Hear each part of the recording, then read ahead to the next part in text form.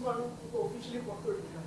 ഇത്രയും ഒരു EPIC fantasy risk elements എല്ലാം കൊണ്ടും ഒറ്റ ചോദ്യം, എത്രയായിരുന്നു കൃത്യമായി ഇതിന്റെ ബഡ്ജറ്റ്? വളരെ നല്ല ചോദ്യമാണ്. സാധാരണ നോ കമൻസ് എന്നാണ് അതിന് ഉത്തരവായിട്ട് പറയാറുള്ളത്. ഇപ്പോൾ വന്നിരിക്കുന്ന ഈ ഗ്രോസ് കളക്ഷൻ്റെ ഒരു 70-75% അതിൻ്റെ ബഡ്ജറ്റ് ഉണ്ടായിരുന്നു. ബാക്കി നിങ്ങൾക്ക് കാൽക്കുലേറ്റ് ചെയ്തോളൂ. ഈ ആദ്യ ഷോ കണ്ടു കഴിഞ്ഞപ്പം നമ്മളെല്ലാവരും വനിതയിലിരുന്ന് ഷോ കാണുന്ന ആദ്യ ഷോ കണ്ടു കഴിഞ്ഞപ്പം മൊത്തത്തിൽ ഒരു ടെൻഷൻ പ്രൊഡ്യൂസറും ഡയറക്ടറും ഉണ്ടായിരുന്നു. ആദ്യ ഷോയിൽ നമുക്കറിയാം നമ്മുടെ ആളുകളാണ് കൂടുതൽ ഷോ കാണുന്നത്. അതിനുശേഷമാണ് ആ ഷോയ്ക്കൊരു നമ്മൾ റിവ്യൂസ് ആണെങ്കിലും നല്ല റിവ്യൂസ്, നമ്മൾ ഒരിക്കലും പ്രതീക്ഷിക്കാത്ത റിവ്യൂസ് വരുന്നുണ്ട്.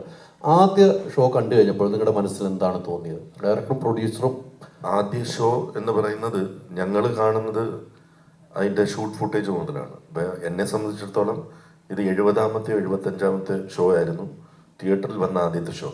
അപ്പോൾ ആദ്യ സീൻ കണ്ടപ്പോൾ തൊട്ടുള്ള റിലീസ് വരെയുള്ള ടെൻഷൻ അങ്ങനെ തന്നെ. കാരണം നമ്മൾ പുതിയൊരു ജോണറാണ് ട്രൈ ചെയ്യുന്നത്. പുതിയൊരു ജോണർ, അത് ഒരു കോമഡി സിനിമയിൽ നിന്നും ഒരു ഫൺ ഫാൻറ്റസി, എപ്പിക് ഫാൻറ്റസി ജോണറിലേക്ക് മാറുമ്പോൾ അത്രയും വലിയൊരു ബഡ്ജറ്റിൽ, അത്രയും ഇങ്ങനെ ഒരു സാഹചര്യത്തിൽ അത് റിലീസ് ചെയ്യുമ്പോൾ ഒരു റൈറ്റ്സിൻ്റെ, അതായത് നമ്മൾ OTT റൈറ്റ്സ് അല്ലെങ്കിൽ സാറ്റലൈറ്റ് റൈറ്റ്സിൻ്റെ ചർച്ചകളിലേക്ക് പോകുമ്പോൾ സാധാരണ പ്രീ റിലീസ് നമ്മൾ സിനിമകൾ കാണിക്കുമ്പോൾ റിലീസ് ഡേറ്റ് കൺഫേം ചെയ്യുക എന്നുള്ളത് അവരെ സംബന്ധിച്ചോളം പ്രധാനപ്പെട്ട ഒരു കാര്യമാണ്. അപ്പം നമ്മൾ ആ സമയത്ത് ഏത് സിനിമയും റിലീസ് ചെയ്യുമോ എന്നുള്ള സംശയത്തിൽ ഒരു ചാനൽ പോലും അല്ലെങ്കിൽ ഒരു OTT ചാനൽ പോലും ഒരു ഡിസിഷൻ എടുക്കാൻ തയ്യാറായിരുന്നില്ല.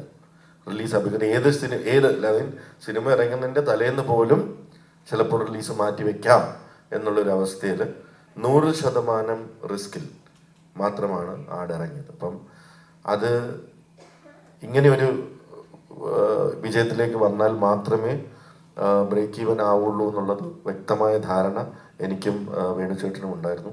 അതുകൊണ്ട് തന്നെ ആ റീസണിൽ ഞാൻ അത്യാവശ്യം ടെൻസ്ഡ് ആയിരുന്നു. ബിക്കോസ് ഒരു 100% അഭിപ്രായം വരണം എന്നായിരുന്നു നമ്മുടെ എല്ലാ ആഗ്രഹം. പക്ഷേ 95% ഓഫുള്ള ആളുകൾ ഈ സിനിമ കണ്ടവർ വളരെ ഗംഭീരമായ അഭിപ്രായം പറഞ്ഞു. അത് ഞാൻ ആദ്യ ദിവസത്തെ തിയേറ്ററിൽ ഞാൻ പകുതി സമയം ഉണ്ടായിരുന്നുള്ളൂ. പകുതി സമയം ഞാൻ ഓൺലൈനിൽ റിവ്യൂസും കാര്യങ്ങളും ഒക്കെ കണ്ടു തുടങ്ങിയിരിക്കുകയായിരുന്നു. എനിക്കൊരു പോസിറ്റീവ് റെസ്പോൺസ് ഫസ്റ്റ് ഹാഫ് കഴിഞ്ഞപ്പോൾ തൊട്ട് തന്നെ കിട്ടി തുടങ്ങി. So I was feeling better.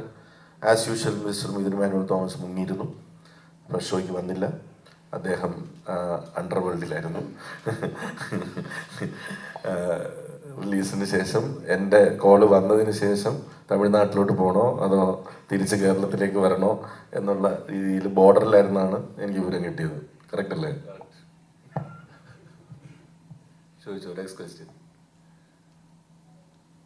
അന്ന് പറഞ്ഞ പോലെ ഇപ്പം ഇനി അടുത്ത പാർട്ടിലേക്കുള്ള അഡ്വാൻസ് കൊടുക്കാൻ ധൈര്യമായി അഡ്വാൻസ് കൊടുത്തു തുടങ്ങിയോ വിജയ് ബാബു? തിയേറ്റർ കളക്ഷൻ 60 ദിവസം കഴിഞ്ഞിട്ടേ വരത്തുള്ളൂ. ഇപ്പൊ അത് കിട്ടിയിട്ട് ആദ്യം കടങ്ങൾ വീട്ടണം, അത് കഴിഞ്ഞ് വേണിച്ചേട്ട പൈസ കൊടുക്കണം, അതിനുശേഷം അഡ്വാൻസിലേക്ക് കിടക്കാം. അതല്ലേ എൻ്റെ ഒരു ന്യായമായ കാര്യം.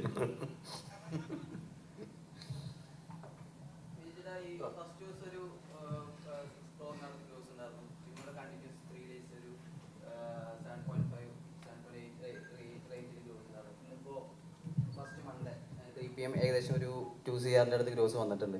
എത്രയാണ് എക്സ്പെക്ടേഷൻ ഒരു ഫൈനൽ? അല്ല, അങ്ങനെ ചോദിച്ചാൽ നമുക്ക് ഏറ്റവും ബെസ്റ്റായിട്ട് പോകട്ടെ എന്നല്ലേ നമുക്ക് ചിന്തിക്കാൻ പറ്റും. ഇപ്പം ഇതിൻ്റെ ഒരു പാറ്റേൺ നിങ്ങൾക്കറിയാം. അപ്പോൾ ഒരു സിനിമ അങ്ങനെ ഒരു പാറ്റേൺ, ഇപ്പോൾ എൻ്റെ ഫ്രൈഡേ ഫിലിം ഹൗസിനെ സംബന്ധിച്ചിടത്തോളം ഞാൻ ചെയ്തിട്ടുള്ള സിനിമകളിൽ ഇത്രയും ഇങ്ങനൊരു കളക്ഷൻ എനിക്ക് എൻ്റെ ലൈഫിലും ആദ്യമായിട്ടാണ്. നമ്മൾ ഏതൊരു പ്രൊഡ്യൂസറിൻ്റെ ഡ്രീമാണ് ലൈഫിൽ എപ്പോഴെങ്കിലും ഇങ്ങനെ ഒരു മാസ് ഹിറ്റ് അടിക്കണം. അത് ഇപ്പം ഞാൻ സിനിമയിൽ പ്രൊഡക്ഷൻ തുടങ്ങിയിട്ട് 14 വർഷമായി. അപ്പോൾ ഈ 14 വർഷത്തെ കാത്തിരിപ്പിന് ശേഷമാണ് ഇങ്ങനെ ഒരു മാസ് ഹിറ്റിലേക്ക് വരുന്നത്. അപ്പോൾ ഓരോ സ്റ്റെപ്പും എനിക്കും ഒരു പുതിയ എക്സ്പീരിയൻസ് ആണ്. നിങ്ങൾ ചോദിക്കുന്ന ചോദ്യം എനിക്ക് നിങ്ങളോടും ചോദിക്കാം.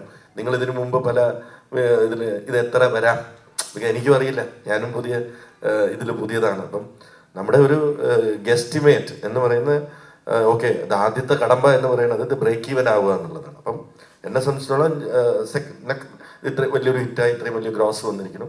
My next step is okay, I have to sell the rights, break even ചെയ്യുക എന്നുള്ള. അങ്ങനെ ഞാൻ അങ്ങനെ ഒരു ഫിഗറിലേക്ക് നോക്കിയിട്ട് അത് എത്തട്ടെ എന്ന് പറഞ്ഞിരിക്കുകയല്ല.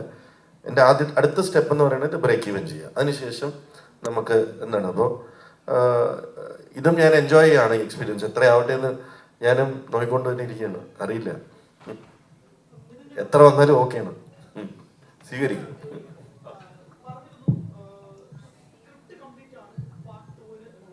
ഇപ്പോൾ വിജയ് ചേട്ടനും പറഞ്ഞിരുന്നു ഇത് വലിയ ഹിറ്റായാൽ മാത്രമേ അതിലേക്ക് കടക്കുള്ളൂ എന്നുള്ളതാണ്. അപ്പോൾ ഈ രണ്ട് ചോദ്യങ്ങൾക്കും ഏകദേശം ഉത്തരമായിട്ടുണ്ട്. ഹിറ്റുമായി, സ്ക്രിപ്റ്റ് കംപ്ലീറ്റ് ആയി. എന്നാണ് ഡേറ്റുകൾ ലോക്ക് ചെയ്ത് ഷൂട്ട് തുടങ്ങുന്നത്? കഴിഞ്ഞ പ്രാവശ്യം ഞങ്ങളുടെ കാൽക്കുലേഷനിൽ ഞങ്ങൾക്കൊരു മണ്ടത്തരം പറ്റിയത് മഴക്കാലത്തിന് തൊട്ട് മുമ്പ് ഷൂട്ട് തുടങ്ങി.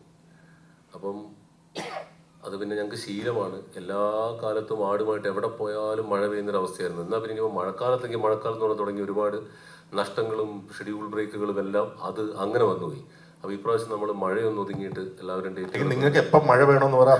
അതെ, അപ്പോൾ ഞങ്ങൾ ഷൂട്ട് വെച്ചാൽ മഴ പെയ്യുന്നുള്ള അവസ്ഥയാണ്. അതുകൊണ്ട് ഇനി കാലാവസ്ഥയുടെ ഒരു ഇതും കൂടെ കണക്കിലെടുത്തുകൊണ്ട് ഈ മഴക്കാലം കഴിഞ്ഞതിന് ശേഷമായിരിക്കും അതിന്റെ. തമിഴ്നാട്ടിൽ 10 വർഷമായിട്ട് മഴ പെയ്യാത്ത ചില സ്ഥലങ്ങളിൽ ഞങ്ങൾക്ക് കോഡ് വന്നിട്ടുണ്ട്, അവിടെ ഷൂട്ട് ചെയ്യാമെന്ന് വെച്ച് ഫ്രീ ആയിട്ട് ലൊക്കേഷനൊക്കെ തരാമെന്ന് പറഞ്ഞു. അത് മാത്രമല്ല, അത് ഞാൻ പറഞ്ഞില്ല, നിങ്ങൾ കാണാം ഇത്രയും ആർട്ടിസ്റ്റുകള് കഴിഞ്ഞ ഏകദേശം 10 മാസം ഞങ്ങൾ ബ്ലോക്ക് ചെയ്തു. അതായത് കഴിഞ്ഞ മെയ് തൊട്ടിട്ട് ജനുവരി വരെ ഞങ്ങൾ ബ്ലോക്ക് ചെയ്തു.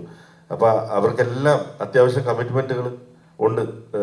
ഇപ്പോൾ ജയസൂര്യ ആണെങ്കിൽ പോലും കഴിഞ്ഞ 4 വർഷമായിട്ട് സിനിമ ചെയ്തിട്ടില്ല. അദ്ദേഹം പാടിന് ശേഷമാണ് 1-2 പടങ്ങൾ കമ്മിറ്റ് ചെയ്തിരിക്കുന്നത്. അപ്പോൾ അത് തീർക്കണം. അത്യാവശ്യം നല്ല പ്രീ പ്രൊഡക്ഷൻ വേണ്ട ഒരു സ്ക്രിപ്റ്റാണ് ഇത് എഴുതിയിരിക്കുന്നതെന്നാണ് എനിക്ക് മനസ്സിലാക്കാൻ കഴിയുന്നത്. അതുകൊണ്ട് തന്നെ നമ്മൾ ഈ ആർട്ടിസ്റ്റിൻ്റെ ഡേറ്റുകളും ഈ പറയുന്ന അതിൻ്റെ എന്തൊക്കെ ലൊക്കേഷൻസും അതിൻ്റെ പ്രീ പ്രൊഡക്ഷനും ഒക്കെ ചെയ്ത് മഴയില്ലാത്തൊരു സമയം നോക്കി ഞങ്ങളത് ഷൂട്ടിംഗ് ആരംഭിക്കുന്നതായിരിക്കും.